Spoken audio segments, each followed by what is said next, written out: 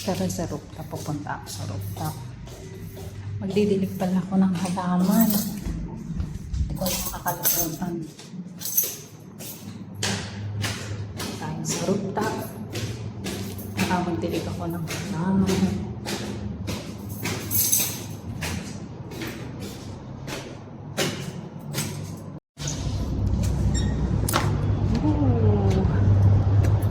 Ganda oh.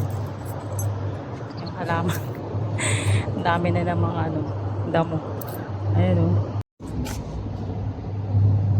Mabilisan lang yung pag ko. I-display ko lang yung damo. Ayan o.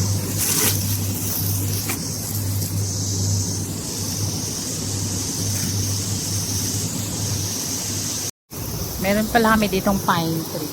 Ayan o. Taas na niya.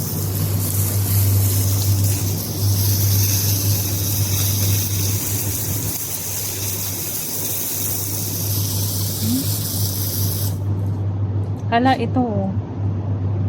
Ito yung mga dahon. Pero namumunga na naman siya oh, yung mulberry. Ayan oh. May bunga na naman ng dami. Pero yung dahon, tingnan mo oh. Ayan ang daming bunga ng mulberry. Hala. Namumunga na naman sila. Tapos ayun yung pineapple. Ayun, sa gitna. Ayan. Dilig muna ako. Diligan muna natin ito. Nilalagyan ko siya ng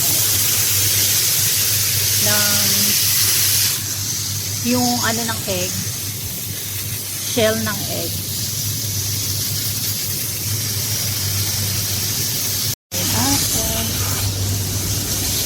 Malapit ko na sa ma-harvest.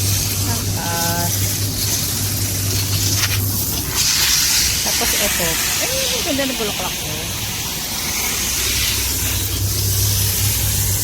Kasi ito lagi sa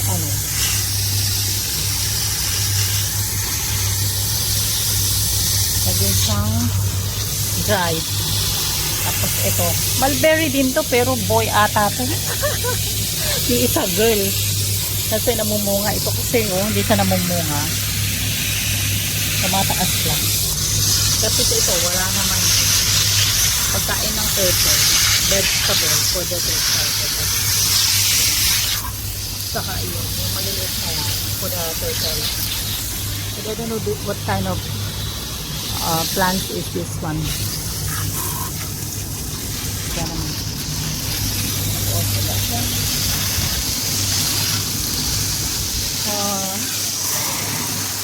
If I saw the pineapple, looks so sweet. Very sweet, I think. That is a Philippine pineapple actually. We bought a pineapple from the Philippines, and then after that we remove this. We remove this, and then we plant. And then yung gustong-gusto ko dito kasi ayan yung view niya sa rooftop. Sige, ayan. Tara na. Tapos na akong mabilisan lang ba? So, mababa na ako kasi cooking time na. So, kumain na tayo. Ito ko ay magluluto. So, cooking time na.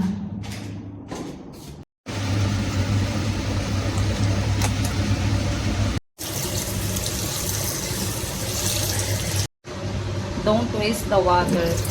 Save it for the plants. Healthy yan. Pag ito yung mo sa plant.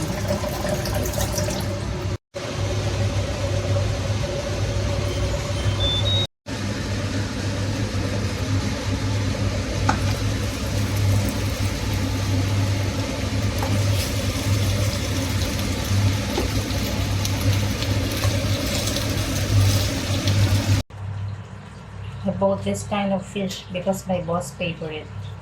But I tell to the lady, if can clean. I say, can you please clean this? And they told me, oh, you only buy little bit, so we cannot clean. So now I need to clean. It's hard to remove the skin like this. kakaliskisan natin. Ngayon, magtatanggal pa ako ng kaliskis.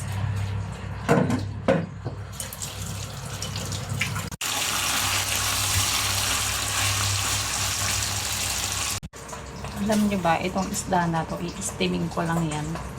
At salt lang ilalagay. Only salt to steam this fish.